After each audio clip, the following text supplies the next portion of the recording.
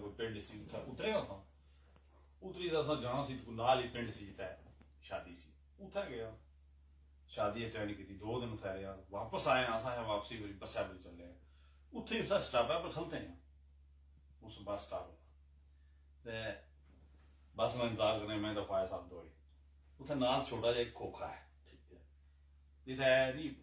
बोतलां ते सिगरेट ते टाफियां ये वो छोटा जिहा खोखा जिस तरह होना पिंडा था तुसें पिंडा दी जिंदगी तकी ताड़ा अस तकने पे वो दुकानदार क्या करना उस माचसा ने डब्बा पूरा खोलिया उत्थे पता रवाज खुले सिगरेट यार ऐ सिगरेट ही खुले सिगरेट देना जी यार उसको लाई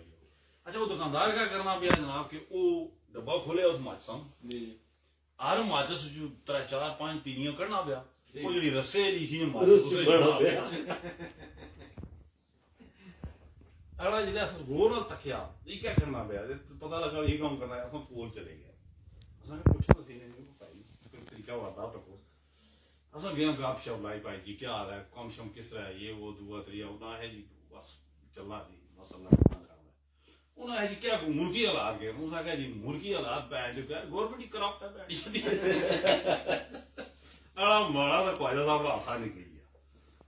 असा भी पूछना दुकानदार तुम क्यों हसे उन्हें है असा तां हसे गवर्नमेंट का करप्ट होसी या ना होसी थोड़ा भी जिथे दा लगा माछा दी तीरी तू भी बख्शिया कुछ की